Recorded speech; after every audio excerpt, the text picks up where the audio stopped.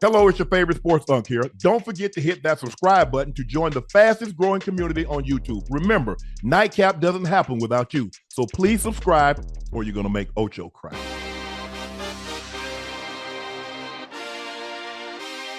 Brian Daboll named Jaxson Dart QB1 for the rest of the season. Here's what Daboll had to say earlier today on the decision. So in terms of the quarterback situation, I met both with Russ yesterday and Jaxson privately, and Russ was nothing but a pro, which I would expect him to be. It's my decision, going with Jaxson. We're going to get him ready to play this week and the remainder of the season. He's going to do everything he can. Russ will be the backup. The conversations that I've had with these young men will be private. The details will be private. All I can tell you is we're going with Jaxson, and we're getting ready to play. So I'm not going to add too much to it. Those are private conversations. It's my decision, and we're going with Jaxson. Ocho, are we going to go ahead and hit Russ's? Okay. Okay, here's what Russ had to say about the demotion. Yeah. Let me hear that. Let me hit my dog. I think that for me, just staying ready, knowing what I'm capable of. Like I said, life is about response. I can control two things, and that's my attitude and my gratitude. And, I think the other thing I can control is my work ethic and my preparation to be ready when my name's called again, because I know what I can do, and I know, I'm going to do it again. So that's what I'm excited about. Now, Chad, this I ain't gonna rage bait. I ain't gonna do no kind of baiting. But when I told you guys what was gonna happen, you don't know what you're talking about. They got even my co-host. The man been with me for 2 years. We've been through thick and thin. I said, Ocho, I say, look at the way the man playing. Now I'm telling you what's gonna happen. I say over under 8 weeks. I said Russ is gonna start. Jaxson Dart is gonna be the backup. And then James will be the third string quarterback. Nah. Everybody was agreeing with you, Ocho. I said, Ocho, I can see the way this thing playing out because they drafted this guy. And at the end of the day, the one guy that can save my job is not Russ. It's not Jameis Winston. Who's the one guy that can save Brian Daboll's job, Ocho? Did you hear what you just said? I love that you went that route. Who's the one guy that can save my job? The guy that I wanted, the guy that I drafted. But you throw a rookie quarterback out there, right? In the middle of the season, in the worst part of the season for them schedule-wise, based on the opponents that they have to play, what happens when he doesn't play well? What happens when things don't play well? What happens if you stick to your guns and you say, once you make this decision, Unc, you can't turn back and go? Well, he said he's the quarterback for the rest of the year. For the rest of the year. So you can't unless turn back he gets and go. injured, you're absolutely correct. And I wouldn't expect them to turn back and go back. But here's the thing, though, Ocho. Even if you lose too many games and Jaxson Dart comes in and plays well, somebody else is going to be coaching him next year anyway. So you got to go with him. Hey, listen, you was going right where I was going, because I'm going to say most of the time I'm thinking as a rookie quarterback. And listen, Jaxson Dart, he showed flashes of brilliance, obviously in the preseason. But again, that's preseason. You know how the defenses are very, very vanilla. I think if he plays well enough, two things can happen. Either he can play well or he can play bad. If you play bad, the ball you out of there. If he plays well and shows what we've already seen, hell, you still might be fired. True. If Jaxson Dart plays well, I think he's going to buy the ball some time. You might be right. I personally. Now, this is what we know. I think he'll buy it some time. We saw he got the job in New York because of how well he worked with Josh Allen. But we see Josh Allen, after he leaves, still go wins an MVP. Okay? Right. He has Indiana Jones. Indiana Jones looks better away from New York than he did in New York. So how much are we to deduce that Daboll might not be the quarterback whisperer that we really thought he was, because Josh Allen is still playing at the MVP level. He's the MVP front runner as we currently speak. And you look at Indiana Jones, what he's doing with the Colts. So and Ocho, we talked about it Sunday. I said, Ocho, if it's me, I'm going to start him against the Chargers at home. I'm not going to start him on the road in a hostile environment. I'm going to start him because at least it will buy them some time. Yeah. But I'm starting him Sunday. I said I'll start him Sunday against the Chargers, and then I'm gonna go from there. But I knew this was gonna come sooner rather than later, just based on it's never just one guy's fault. You can't make 22 changes, Ocho. You can make what's the one change that I think can significantly impact the game. They believe it's the quarterback position. Now, the offensive line is going to have to play better. Everybody's going to have to play better, pick up their play. Yeah. There are some mistakes that was made on Russ, and I think him throwing the ball out of the end zone on 4th down didn't do himself any favors. Throwing a couple of picks, but like you said, Ocho, it's not all on Russ, but the quarterback they get way too much credit and they take way too much blame. Yeah, absolutely. I feel bad for Russ. But this is what happens when you're towards the end of your career and you're going from team to team. Russ is a great guy. He's a professional. He's the ultimate professional at the quarterback position. He's similar to what if you were to have a comparison to Russell Wilson when it comes to a receiver that does everything the right way as a professional. I look at Larry Fitzgerald. Yep. When it comes says to all the right quarterbacks things, does all the right things. Way, yep. Everything. So for Russ, I feel bad for him. God-fearing man, one of God's children, says all the right things, does all the right things. He works hard, but obviously now it's in Jaxson Dart team. Again, I told you, Unc, I would be in New York, right? So I'm in New York tonight. So who you think I saw at the Inter Miami game? And I told you I won't see him. Malik Neighbors. So we sit there have a conversation. I notice the cameras are watching, so they can't read no lips. I'll flip my back and turn to me and ask the questions that's necessary. How you feeling? Things not going well. How do you feel about not getting the ball? What do they need to do to be able to get you the ball, putting you in different positions? And obviously, we had a conversation, very lengthy conversation, about 30 minutes, on the field, on the pitch before the game started. And obviously, as any receiver feels and wants, I won't say anything verbatim, put me in positions to make the plays. I'm going to make them. That's it. Throw me the ball. That's it. It's pretty simple. It's not a complicated philosophy. Nah, that's it. Not asking too much. Put me in positions to make the plays and put the ball in the area in the vicinity. If anywhere I can reach it, I'm gonna catch it. It was simple as that. Obviously, some other things, but I can't disclose those. But that's it. Yeah, that's it. I'm gonna be all right. And then he say, it don't matter who playing quarterback. Right. That don't matter. Not to me. I'm him. Yeah. I got to go do my job. But in order for me to do my job, I need people to put me in position to do my job. Yeah. Yeah. Well, you say, Shannon, I need you to clean the gutters. Well, I'm going to clean the gutters, but you damn better give me a ladder so I can get my ass up there.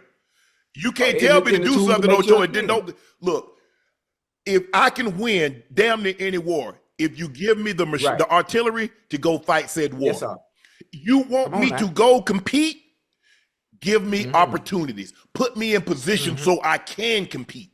And that's all he's saying. He's like, look, who wouldn't want to have a top 5 quarterback? But we know there's 32 teams and every quarterback situation is different.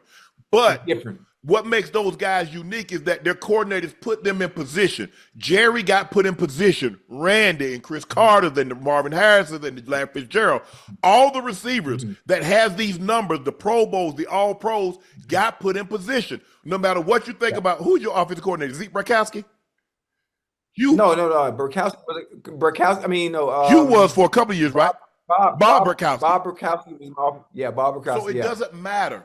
It doesn't have to be a Kyle Shanahan or Sean McVay or this or that. No. All you have to do is understand the pieces and move them appropriately. Hey, you notice what you just said? Understand the pieces that you have. Understanding your players' strengths and weaknesses.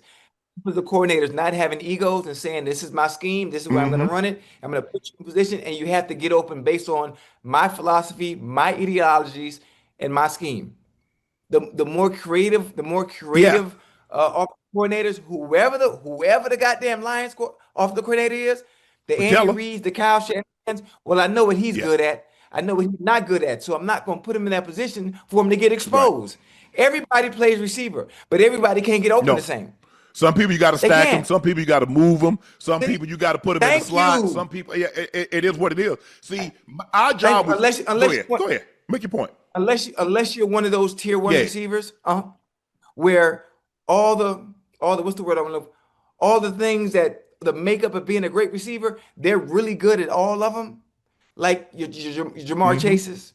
I see Malik Neighbors as a tier one receiver where you don't need much creativity. I can get what I need to get done off the muscle because I'm like Right. that. It's only a few of them Yeah. too. It ain't a whole Right. handful. Oh, it's only a Right. handful. And I'm not gonna get into that because I don't want to piss nobody off. But I watch Yeah. film. I think the thing is, Ocho, is that when you look at these guys, is that my job was easy playing for Mike because I know Mike's aggressive. Yeah. So Mike's going to take chances where unnecessarily, like some coordinators going to play it strictly by the book. Mike going for the jugular. And I know that he's going to call plays accordingly. So now I can do things accordingly. Mhm. Look, like I said, quarterbacks get a lot of credit, far too much. They get far too much Yeah. blame. But I saw this coming. I saw this coming when Jaxson Dart played well, Ocho, and we had our final show after Jaxson Dart played well. I said over under. I really wanted to say the first quarter, the first 4 games. I was like, Ocho, this kid playing. This kid, unless Russ blows it out of the water, there's no way he was going to be able to hold him off. Well, hell, he blew it out. He blew it out the water the Dallas game. After the Dallas game, I thought, oh yeah, he just bought himself some time. He bought himself at least 3, 4, 5 games. And then after who was that they just played and lost City. to? Oh, I mean, it's the Chiefs. It's the Chiefs. But see, people don't look at the Chiefs. If we looked at it, if the 3 years ago Chiefs, I say, okay, you got a point, Ocho. You got a point. Oh, so the struggling Chiefs don't count. Hell no. Hell no. And I think the first game they played the Commanders. Look, right. He bought them. They was hoping. Let me tell you, looking at it from my perspective and having my years of experience, they were hoping Russ buy them a little bit more time. Ocho, I agree with you. Yeah. They didn't want him to play this soon. They was hoping. They were hoping Russ could buy them some time, at least half a season. Give us half a season. Yeah. But at this current pace, Daboll wasn't gonna have half a season. They were gonna end up firing him. He saw they were booing. It was just it wasn't gonna be. This is the thing, huh? What I don't like. Russell Wilson is not in a position to where he used to be, where he can elevate a team, where he's a quarterback that can elevate the team, regardless to the pieces that surround him. Now he's in a position as a quarterback who's somewhat still adequate, but needs a play around him to elevate his play. He needs, whereas before Ocho, he can get away with less than ideal situations. He didn't need the Great Wall of China to be his offensive line. He didn't need 2, 3, 4 wide receivers and a tight end. He didn't need a lights out, even though he had that in Seattle. Yeah. But now he needs more. As we get older, we need more. I mean, look at Tom went and got more. Peyton went and got more. Aaron Rodgers, he needed more. And that's what happens as we get older. We need more help. So now where we can elevate everyone else, we need someone to help elevate us. I think somewhat too. It's not fair. You look at the situations in which he went to. He went to Denver. I'm not saying Denver. There's anything wrong with Denver, but I'm just saying it wasn't to me an ideal situation for him. Similar to when Peyton Manning went to Denver, it was a different ball game. Situation different when Tom Brady went to Tampa Bay. It was a different ball game. I think the situations that he went to weren't ideal for him to continue to have success the way we're used to seeing Russell Wilson have success. I think sometimes, Ocho, and this is what I'm saying, sometimes the devil you know is better than the one you don't. See, Russ didn't realize. What the hell? Whoa. You ain't just go, whoa. Hold on right there. Stay right there, right? Boy, you cooking. Hold on. I'm using that. Say it again. The devil sometimes the devil you know is better than the one you don't. See, Russ didn't realize how great of a situation he had in Seattle. You see, he wanted more. He wanted more control. He wanted more input. He wanted more of this and more of that.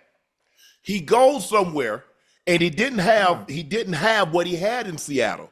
He didn't realize how good he actually had it in Seattle. Sometimes we don't realize just how good we have something until it's taken away from us. And then you actually realize.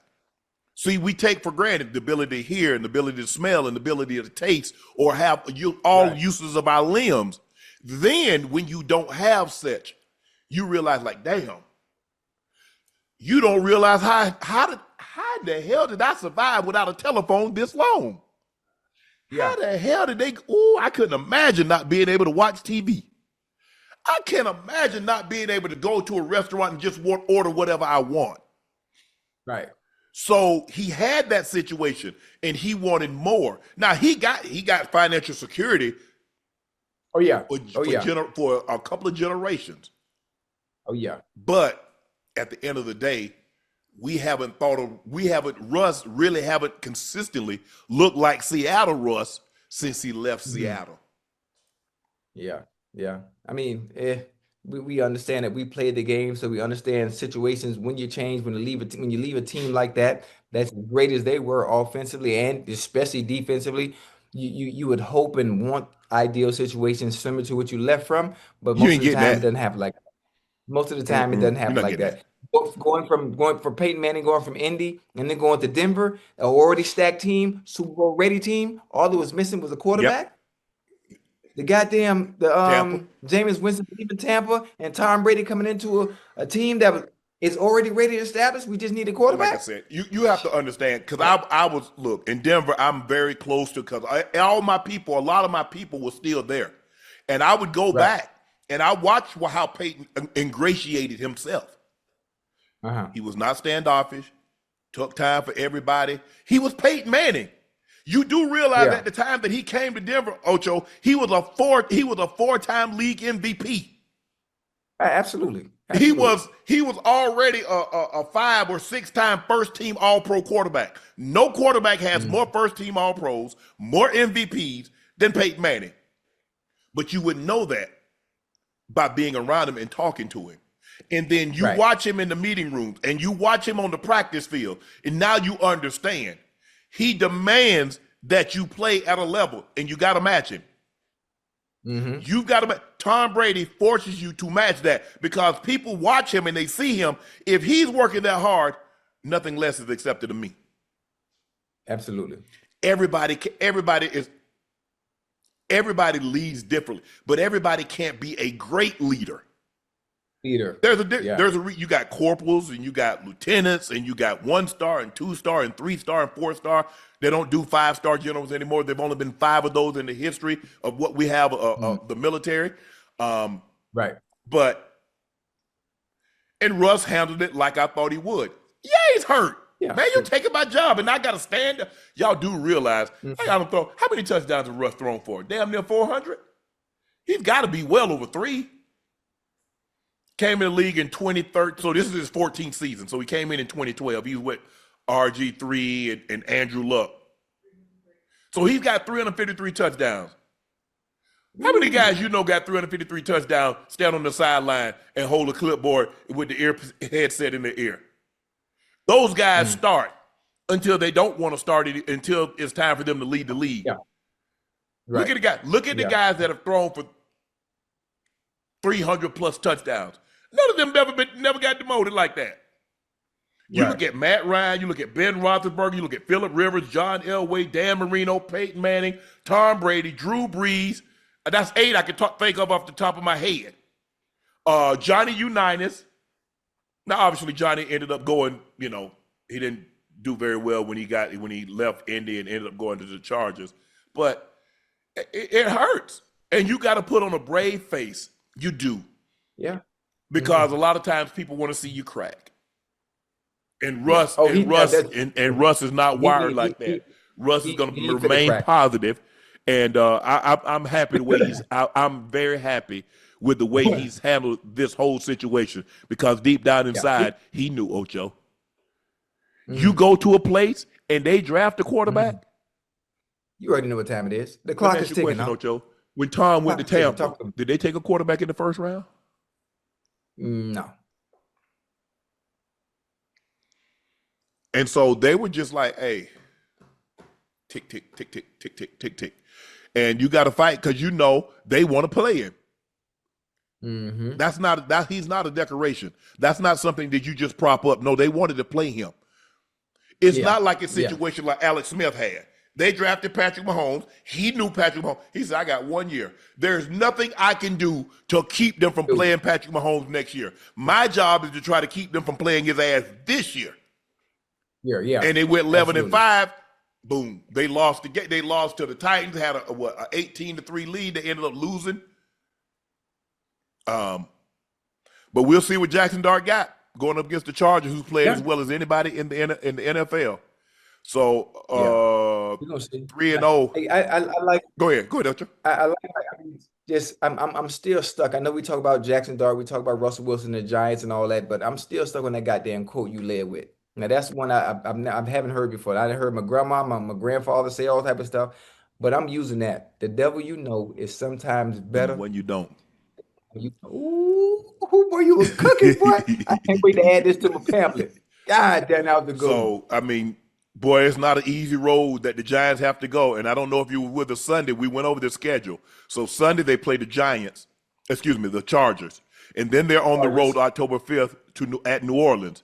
They're home on a short week Thursday against the Eagles. Then they go at Denver, at Philly, home to the Niners, at Chicago, home to the Packers, at Detroit, at New England, bye week. Hey, but that's tough, yeah. Yeah.